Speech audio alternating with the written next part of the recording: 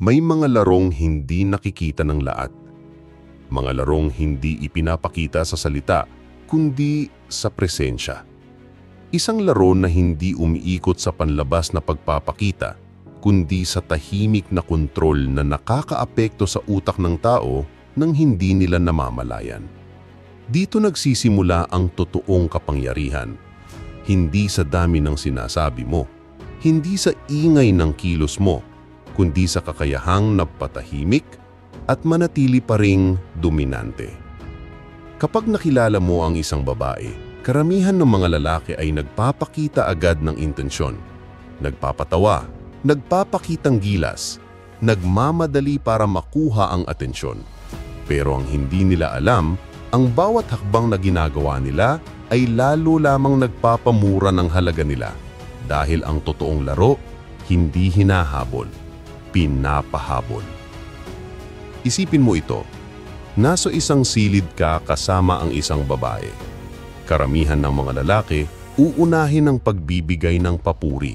Uunahin ang pagbibigay ng mga kwento para magustuhan sila. Pero ang isang lalaking may tunay na kontrol, tatahimik. Hindi niya bibilusan ng daloy ng usapan. Hindi niya hahayaang maging predictable ang kilos niya. Bawat titig, bawat saglit ng katahimikan, nagiging bitag na hindi namamalayan ng babae. Sa katahimikan, lumalakas ang tanong, ano ba talaga ang nasa isip niya? At habang mas hindi ka nagbibigay ng kasagutan, mas lalong gumugulo ang isip niya. Hindi dahil sa kung ano ang sinabi mo, kundi dahil sa kung anong hindi mo sinabi. Dito pumapasok ang impluwensya na hindi mababasa ng ordinaryong tao. Sa mundong puno ng ingay, ang kakaibang tahimik ay nagiging banta. At ang banta na hindi niya maintindihan, iyon ang pinakamapanganib. Karamihan sa mga babae sanay sa atensyon. Sanay na may humahabol, may nag-aalok ng kung ano-ano, may nagmamakawa para lang mapansin sila. Pero kapag dumating ang isang taong hindi sumusunod sa script na ito, nagkakaroon ng crack sa kanilang sistema. Bigla silang naguguluhan, bigla silang natutukso. Hindi dahil sa binigay mong halaga, kundi dahil sa halaga na hindi mo ipinakita. Dahil sa bawat oras na hindi mo siya binibigyan ng sagot, mas lalo siyang naghahanap ng sagot. At sa paghahanap na iyon, unti-unti siyang nalulubog. Ganito gumagana ang kontrol. Hindi ito palaging dapat nakikita. Hindi ito palaging may tunog. Minsan, ang pinakamalakas na kapangyarihan ay nasa kawalan ng reaksyon. Ang hindi pagbibigay ng emosyon, ang hindi pagpapakita ng pangungulila, iyon mismo ang nagiging magnet. Hindi ito laro ng pag-ibig.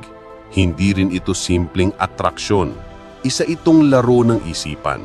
At sa larong ito, ang unang nagpapakita ng kahinaan, siya ang talo.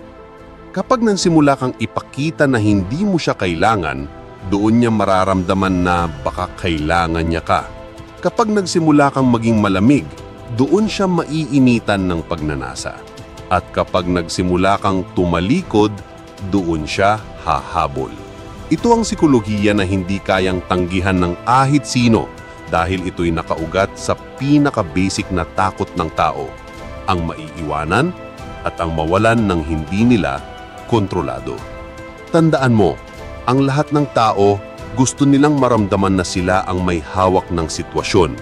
Pero kapag nakatagpo sila ng isang taong hindi nila mabasa, hindi nila mahulaan at hindi nila kontrolado, iyon ang nagiging pinakamalaking tukso.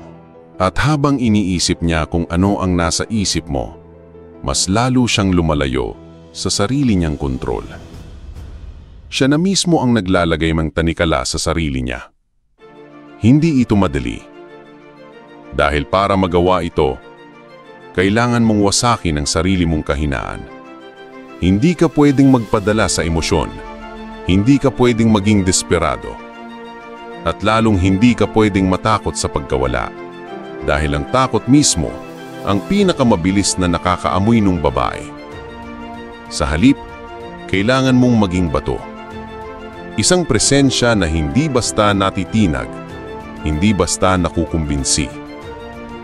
Kapag marunong kang manatiling tahimik sa gitna ng ingay, ikaw ang nagiging misteryo na hindi niya kayang iwasan. Minsan, mararamdaman mo ang tensyon. Hihintayin niyang magbigay ka ng reaksyon.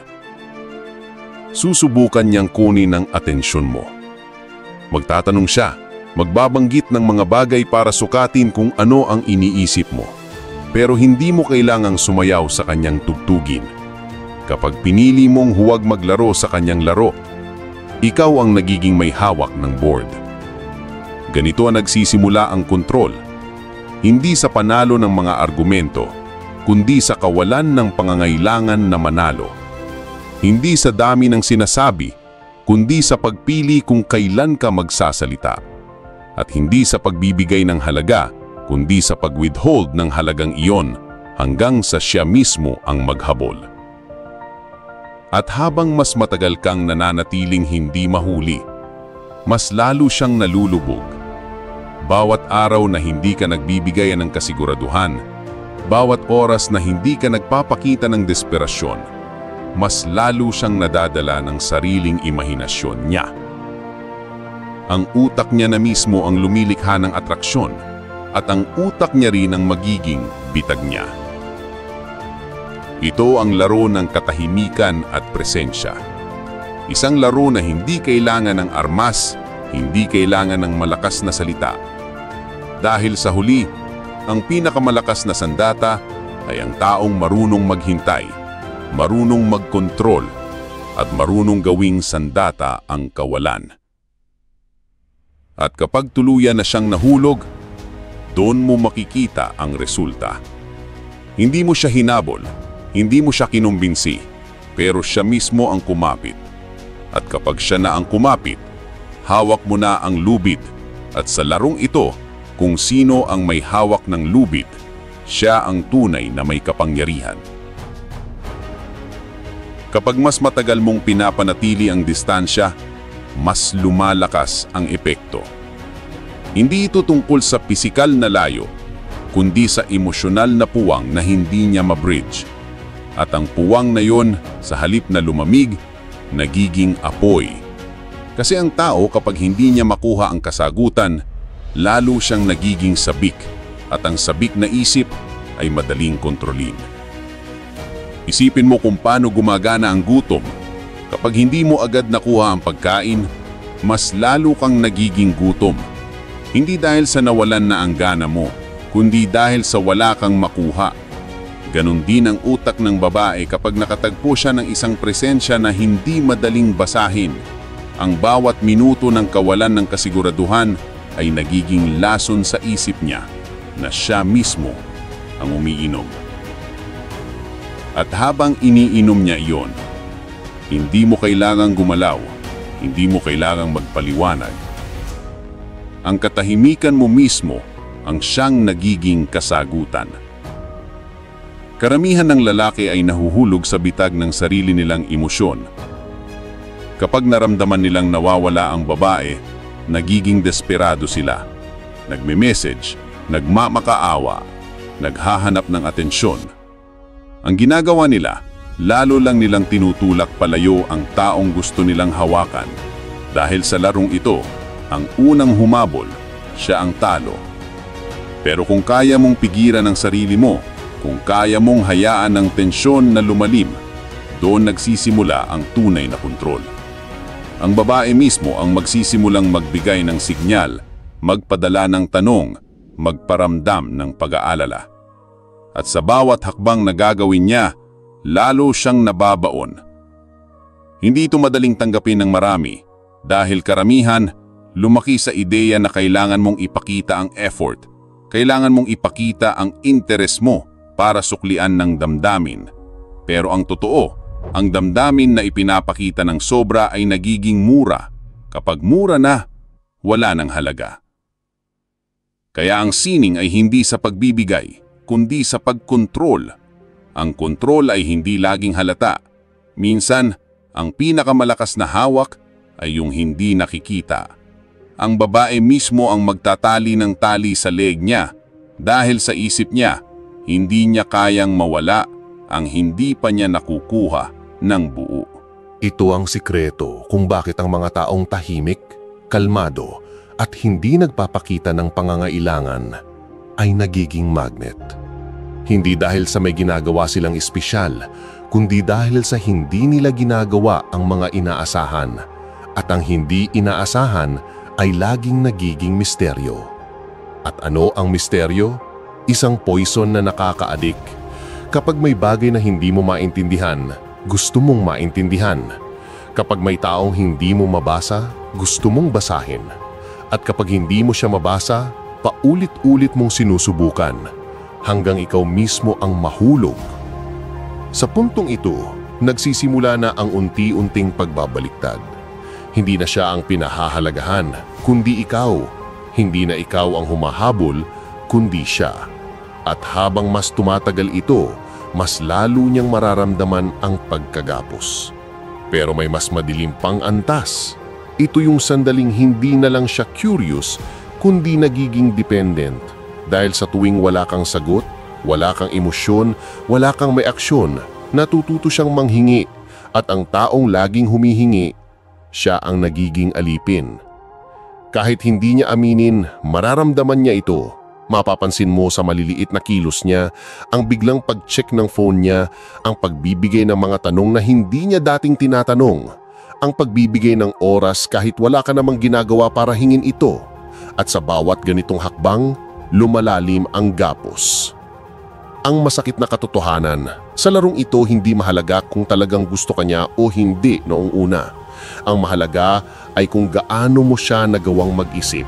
Dahil ang taong hindi ka makakalimutan sa isip niya, hindi ka rin niya makakalimutan sa puso niya.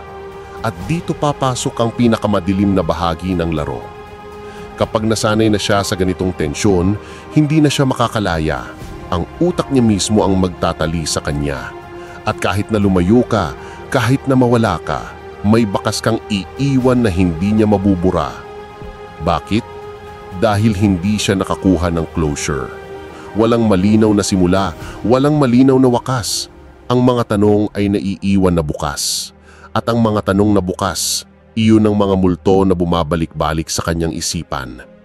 Sa bawat tao, may tinatawag na psychological hooks, mga bitak sa utak kung saan pumapasok ang mga bagay na hindi natatapos. At ang hindi natatapos, iyon ang laging bumabalik. Ang taong marunong gumamit nito, siya ang nagiging multo sa isipan ng iba. Kaya nga ang tunay na kapangyarihan ay hindi sa panalo ng araw na ito, kundi sa impluwensya ng mga araw na darating. Kapag kaya mong maging alaala na hindi niya maalis, kahit wala ka na, nandyan ka pa rin. Kapag kaya mong maging tanong na hindi niya masagot, ikaw ang nagiging kasagutan na hahanapin niya sa lahat ng tao. Ganito gumagana ang madilim na anyon ng impluwensya. Hindi ito love story. Hindi ito simpleng kilig.